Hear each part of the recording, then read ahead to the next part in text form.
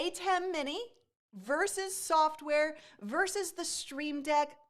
Which one should you use? What do they all do? How can you use them separately? How can you use them together? All of the things in today's stream. I really want to make sure that you have all of the pros and cons so that you understand when you should use a certain setup. Now, the ATEM Mini, this bad boy right here, there's the ATEM Mini, the ATEM Mini Pro, the ATEM Mini ISO, or the Pro ISO, the Extreme. There are all kinds of different ATEM versions. This is the baby. And a lot of people hear about this. They see it being used, and then they buy it because they think that that's the best option or the thing to do. There are perfect reasons to use this. There are also great reasons to use other solutions. And so I just want to break it all down for you today. So we're going to dive in. If you have questions and you're watching this live, go ahead and leave a Q in front of your question. And today, my purpose is literally to give you the pros versus the cons and how they all work together or separately, right? So we've got software, right? I've got software here. I've got the Stream Deck and I've got the ATEM Mini. How do you use things? Which things do what things, right? Those are the questions that I'm answering today. I want you to choose the best solution for you. And that's what I'm here to break down for you, not just tell you everybody should use the same situation, okay? So I see a lot of people who have said that they've gotten the Mini Extreme. That's a brand new baby. So we're gonna dive in. Are you ready? By the way, if you're new around here, type new in the comments. And if you are new, then you don't know me. I'm Lori Petrucci from Live Streaming Pros, where I help you create professional live video that's uniquely you. So let's dig in. Now, we're talking hardware versus software, okay? Hardware versus software. We're also going to talk about the combo of each. So maybe the combination is better for you. We'll talk about the ATEM only. Are you going to use just the ATEM, or are you going to use software, or are you going to use the ATEM plus software? And where the heck does this Stream Deck fit in to this whole setup? That is what you will learn today. And I just want to make sure that you know tech is not everything. Okay, please hear me on this. Everybody gets caught up in the tech. It's wonderful. It's fun. It's also frustrating, right? It's tech. It goes wrong.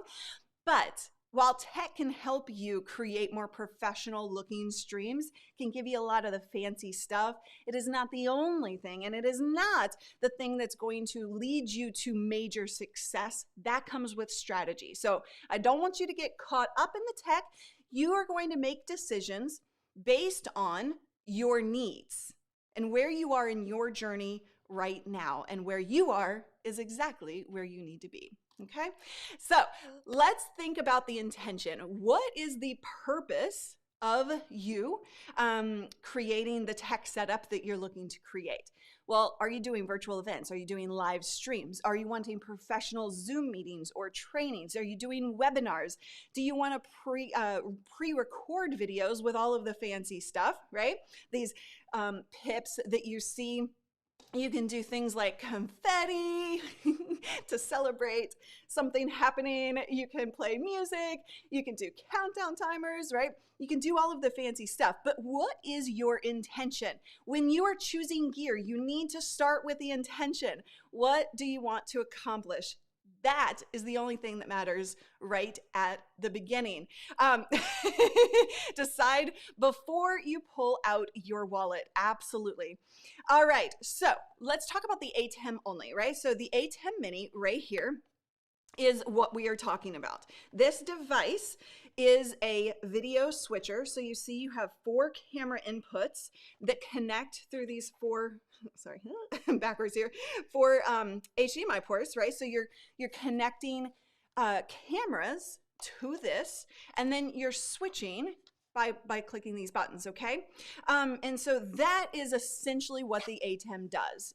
It sends a single video source to either your live stream or to Zoom directly, but you're switching cameras from this piece of hardware. So that's really important to understand. Now the ATEM comes in a few different varieties. I didn't add the Extreme, which is new here, but the Mini Pro, the ISO, and the Extreme. This, like I said at the beginning, is the baby version. It's the beginner version.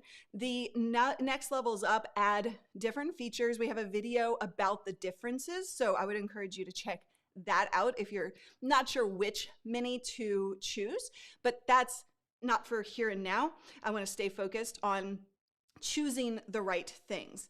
Now, with the ATEM, your pros, right? We're talking pros and cons. The pros of the ATEM, whichever version that you get, is that it is fairly inexpensive. Especially this one. This is like $350, guys. So it's a pretty inexpensive way to get set up, running quickly. It's easy. For the most part. We'll talk about the cons. But it also removes stress from your computer. So we'll talk about that more in depth as well. The cons, on the fly production, right? So you are not setting things up in advance. With this, you're actually doing things on the fly. You can set things up to an extent before, but you also are kind of working on the fly. You're having to make the choices. And when you're presenting, whether you're talking a Zoom lecture, speech, you're talking a live stream, whatever, the thing that you want to avoid is overload, right? You're already overwhelmed. You're trying to present the content. You're trying to focus on engagement and talking to people. You don't want to be doing on the fly production necessarily. There are solutions which we will talk about. The other thing is that you have a single graphic at a time, okay? So you're kind of loading up graphics in the software that comes with the ATEM, and you're choosing which graphic goes with what thing, right? So for example, I've got all kinds of graphics, right? I've got we've got the confetti, we've got, let me turn that off. We've got all kinds of graphics going on inside of my setup, which is not currently the ATEM, just for clarification's sake, right? So you see that it's not hooked up.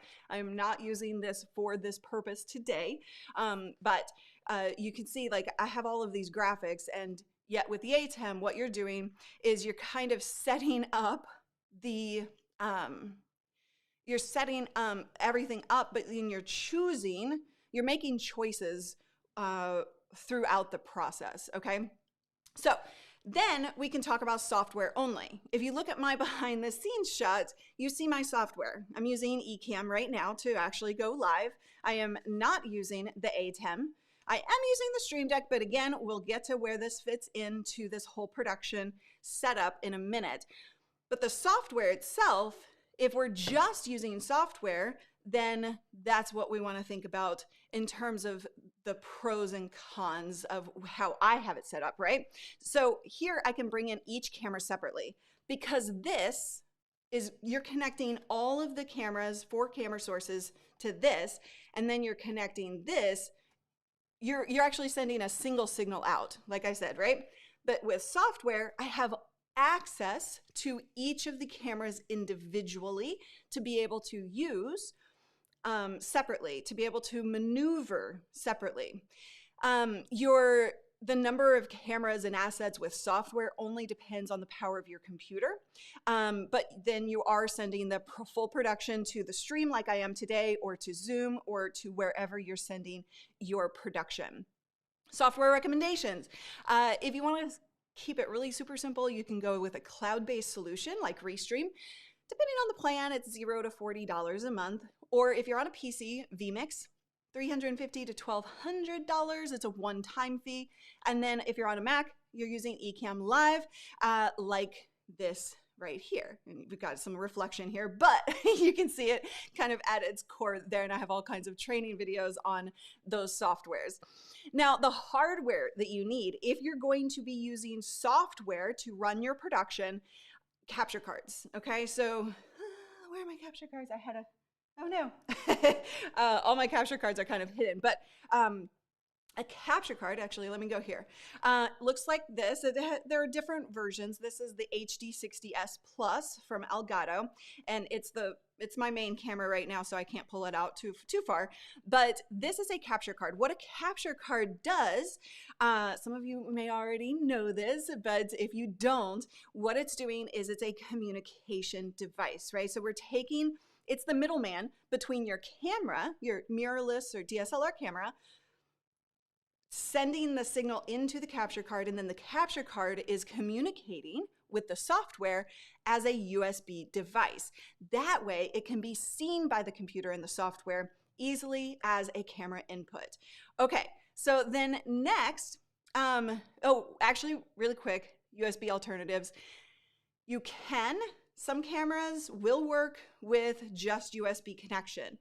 You're gonna degrade the quality a little bit, and not every camera works that way, so you just need to find that out. So a capture card is going to cost you, between $150 and $300, $350, right? So depending on which one you get. So that is an expense, an additional expense. If you can't afford that yet, you can try the USB option, but again, degraded quality. You do need a computer, right, to run the software, and you can use the Stream Deck. It's not absolutely necessary, but it is helpful, and it's how I run this entire production from a hardware perspective. And I'll get into the Stream Deck here in a minute. Now, the pros, the software pros, the things that are really good about it is that you can produce everything in advance. You don't have to think about it on the fly. You don't have to manage your production on the fly.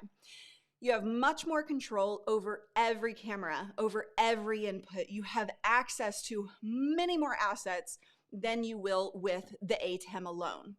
And so you can still do on-the-fly adjustments with software if you need to, but essentially what your goal is to set everything up in advance. Okay, then the cons, potentially more money because of all of the capture cards. If you're gonna have 4 cameras, you then need capture cards for each of those cameras, right? You have some bigger dollar investment potentially with software. There is a deeper learning curve. It takes a little bit longer to get set up, to learn, and it also relies on your computer's power. So if you don't have a great powerful computer, then your software isn't going to function as you want it to, okay? And we'll talk about that here in a second. ATEM and software together, that is another option for you. And the reason that you would want to do that is because you're merging both options. You're merging the software piece and the hardware of the ATEM. If your computer isn't powerful enough to run all of the fancy things alone, then this can actually take the load off of your computer. So all of those cameras coming into your computer without a good beefy system, you potentially could just use this to bring all of the cameras in. That's going to offload all of those CPU hogs to the ATEM itself. Again, you can do the production in advance through the software. So you get the benefits of both worlds from that perspective. Now, if you're going to use the combo, the cons about this is that the software is only seeing a single source, right? Because you're bringing all the cameras in here, and then this is connecting to the software, and you won't be able to control each of those cameras separately. But again, if your computer can't handle it, then you got to lose some kind of functionality, right? So this, again, can be a fantastic option in a combo scenario. Now, let's talk about the Stream Deck, okay? The Stream Deck is this right here, this piece of device that I just keep my hands on at all times. My hand, it's usually closer. I've got this in the way, but usually it's like right here, and I'm just like flipping through. Basically, it's my camera switcher. So as I press a button, I'm able to move between my scenes in my production. So the Stream Deck does not. This is a huge misconception, and this is why I wanted to clarify this in this combo conversation, because everybody kind of comes to me and says, well, instead of the ATEM, I'll get the Stream Deck. Instead of the software, I'll get the Stream Deck. The Stream Deck doesn't actually do anything. It controls what you set it up to do, but it doesn't actually, it's not the starting point. So it doesn't bring in the cameras, but Sorry, that whole slide, ignore that whole slide. That wasn't supposed to be in there. That was a duplicate, weirdly enough. But the Stream Deck is not a replacement for the ATEM or software, right? So it's controlling your production, making it push button simple. It is super push button simple. It makes it so much easier to actually stream and stay consistent, stay on top of things, keep moving forward without actually having to think about your production, okay? So those are the things. Stream Deck, I love, love, love, love, love. It is my favorite piece of gear in my entire studio. You can actually use the Stream Deck with the ATEM. If you choose to go the ATEM route and don't use software, then you could actually use the Stream Deck with the ATEM as well. That way you can rely more on pre-production stuff so that you're not having to choose all of your assets on the fly. So if you're running a one-man production, one-person production, then that would be an option for you as well. Again, you're gonna have less flexibility if you do not use software either in the mix or solely. But there you go. Those are your pros and cons of ATEM versus software, what the Stream Deck actually does and doesn't do. It is, again, one of my favorite pieces of gear, but when you're choosing how to bring cameras in and how to switch cameras and set up your entire production with graphics, your Stream Deck is an asset. It's an extra. It's not going to be the core first part of your system, okay? So I'm gonna go into questions for those live viewers. If you want to learn more about the Stream Deck, about the ATEM options, all of that, I encourage you to watch these playlists in this video. After this, if you're watching the recorded video or the replay of this, and definitely come join us live. We are live multiple times a week. You can find our schedule in the About section. I'll see you next time.